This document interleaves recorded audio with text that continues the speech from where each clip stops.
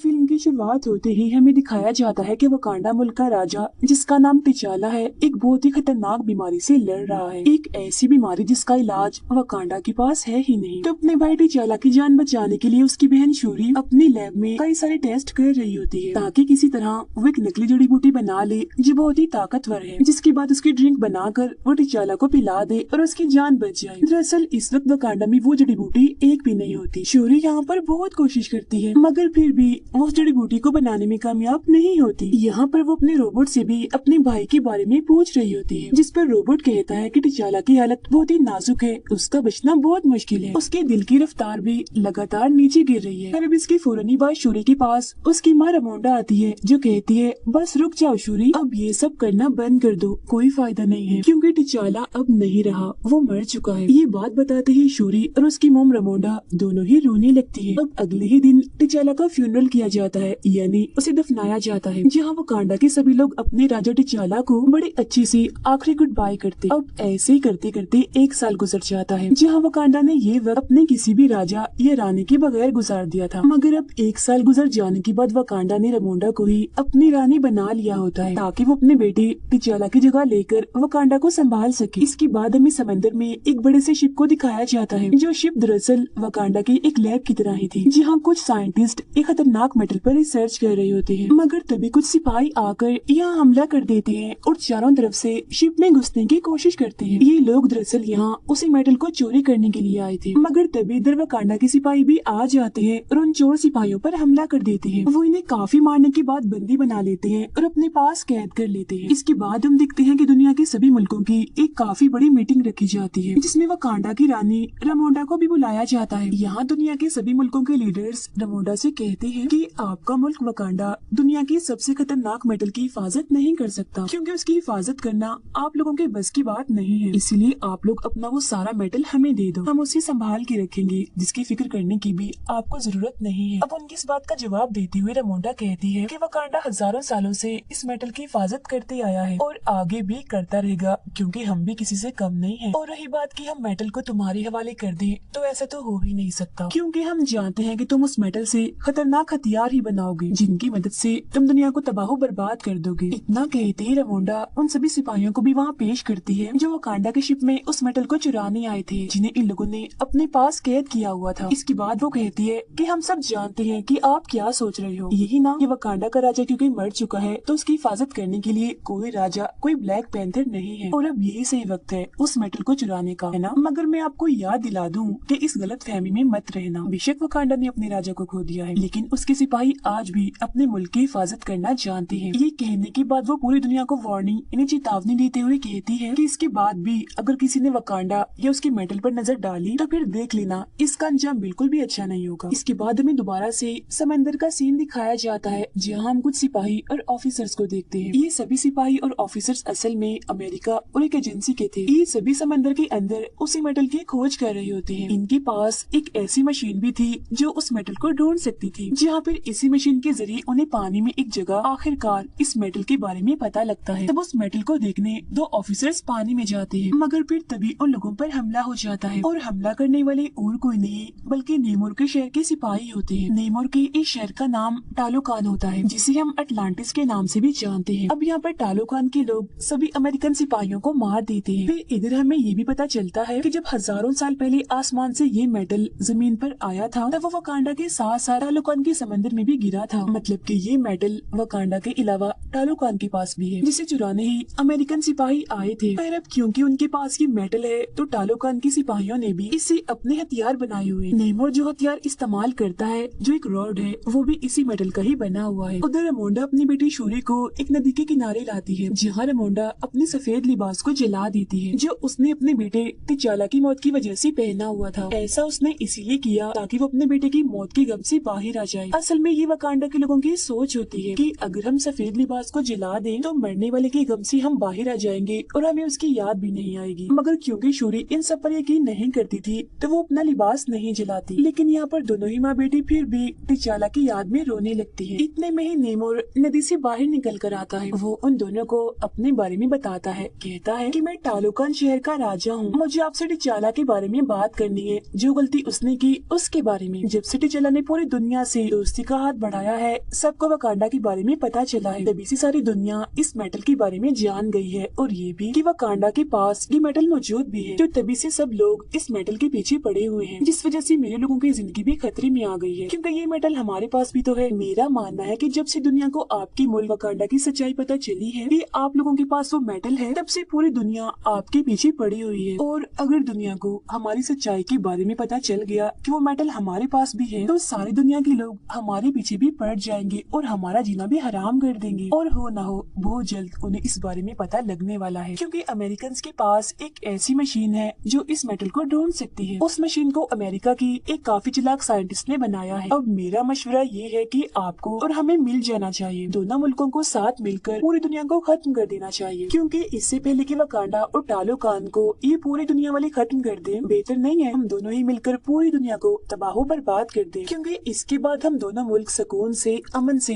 अपनी जिंदगियां गुजार सकेंगे। दुनिया को तबाह करने वाली बात सुनकर रामोंडा चिढ़ जाती है और उसकी ऑफर लेने से मना कर देती है और कहती है कि हम अमन पसंद है, हम कोई भी तबाही बर्बादी नहीं चाहते, हम शांति चाहते हैं। अब ना सुनकर नेमोर कहता है कि ठीक है, अगर वकांडा को टालोकान के साथ नहीं मिलना तो कोई बात नहीं, लेकिन आप लोगों को हमें वो साइंटिस्ट सौंपनी होगी जिसने इस मेटल को ढूंढने की मशीन बनाई है, ताकि मैं उस साइंटिस्ट को मार दूं और अमेरिकन मेटल को ढूंढते हुए हमारे मुल्क में ना आ जाए। अब नेमोर उन्हें एक हफ्ते का वक्त देते हुए कहता है कि मैं एक हफ्ते बाद दोबारा आऊंगा, अकेले नहीं बल्कि अपनी पूरी फौज के साथ, और तब तक अगर आपने उस साइंटिस्ट को हमारे हवाले कर दिया तो हम समझ जाएंगे कि वकांडा हमारा दोस्त है, लेकिन अगर ऐसा ना हुआ तो हम पूरी दुनिया के साथ साथ वकांडा को भी तबाह बर्बाद करके रख देंगे। और फिर ये धमकी देने के बाद नेमोर यहाँ से चला जाता है। इसके बाद रामोंडा वापस आकर अपने जनरल को ये काम देती है कि वो उस साइंटिस्ट को कैसे भी करके पकड़ कर लाए जिस साइंटिस्ट ने मेटल ढूंढने वाली मशीन बनाई है। तब यहाँ जनरल कहती है कि मैं आपकी बेटी शूरी को भी अपने साथ लेकर जाना चाहती हूँ, जहाँ पहले तो रामोंडा इसके लिए मना कर देती है, मगर बाद में शूरी को ले जाने के लिए मान जाती है। जिसके बाद शूरी और जनरल अमेरिका पहुँच जाती है और कैसे भी करके उस साइंटिस्ट को ढूंढ ही लेती है। यहाँ उन्हें हैरान करने वाली बात ये पता चलती है कि वो साइंटिस्ट सिर्फ 19 साल की एक कॉलेज जाने वाली लड़की है जिसका नाम आयरन हार्ट है। उसे खोजते ही वो दोनों उसे अपने साथ ले जाने लगती है, मगर तभी उन्हें पता चलता है कि अमेरिका और एजेंसी के लोग कब से उनके पीछे पड़े हुए हैं और उन्होंने हमेशा से ही शूरी और आयरन हार्ट पर नजर रखी हुई थी। वो लोग अब इन तीनों को सरेंडर करने का बोलते हैं, इन्हें खुद को उनके हवाले करने का, मगर तभी वो साइंटिस्ट यानी आयरन हार्ट अपने असली रूप में आ जाती है, मतलब अपना सूट पहनकर वहाँ से उठ जाती है। जिसके बाद शूरी और जनरल भी उसकी गाड़ी और बाइक लेकर वहाँ से निकल जाती है। अब यहाँ तो किसी तरह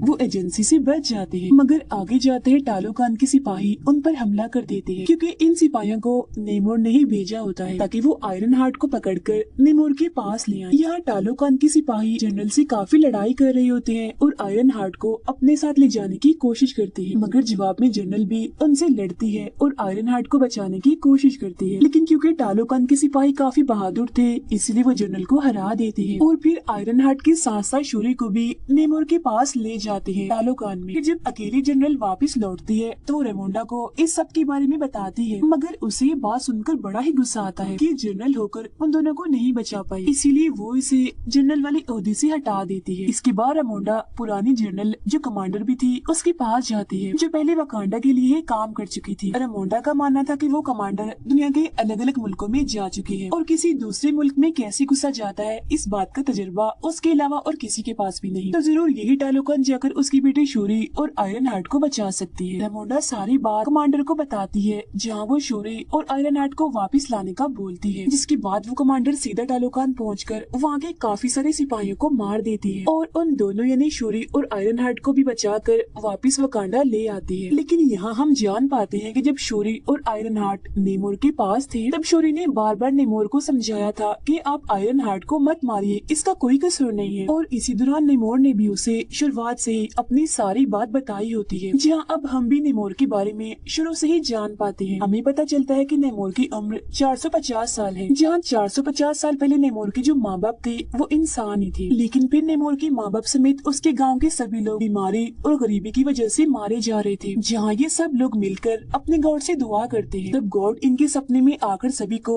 एक फूल के बारे में बताते हैं जो बिल्कुल उस कीमती ताकतवर जड़ी बूटी जैसा था, वही जड़ी बूटी जिसे शूरी भी अपने लैब में बनाने की कोशिश कर रही थी। फूल के बारे में पता लगने के बाद नेमोर के माँ बाप और गांव के सभी लोग पानी में जाकर जाकर उस फूल को हासिल कर लेती है और उसका रस निकाल कर पी जाती है। मगर उसे पीते ही इनका जिस्म और दिमाग एकदम बदल जाता है। पूरे जिस्म का रंग ही नीला पड़ गया था। इंसान तो ये कहीं से भी नहीं लग रहे थे, मगर ऐसा होते ही इनकी ताकतें काफी हद तक बढ़ जाती है। लेकिन एक दिक्कत थी, ये लोग ऐसे बनने के बाद जमीन पर नहीं रह सकते थे। तब जिंदा रहने के लिए ये लोग पानी में जाते हैं, क्योंकि अब ये सिर्फ वही रह सकते। ये वो वक्त था जब नेमोर पैदा होने वाला था, जहाँ कुछ वक्त के बाद वो पैदा हो ही जाता है। और क्योंकि नेमोर की मोम ने भी इस फूल को इस्तेमाल किया था, इसीलिए सारी ताकतें नेमोर को भी मिली थी। मगर हैरत थी कि वो पानी के साथ साथ बाहर जमीन पर भी जिंदा रह सकता था। इसके अलावा उसके पैरों में पंख भी थे और कान भी नुकीले थे। लेकिन कुछ वक्त के बाद जब वो बड़ा हो रहा होता है तो उसकी मोम की मौत का वक्त करीब आ गया होता है। मरने से पहले उसकी मोम की बस यही आखिरी ख्वाहिश थी कि मैं अपनी पहले की दुनिया इन्हीं जमीन को देखना चाहती हूँ, और अगर ना देख पाऊँ तो मुझे मेरे गाँव में ही दफनाया जाए। अब अपनी मोम की आखिरी ख्वाहिश को पूरा करने के लिए नेमोर उनकी लाश को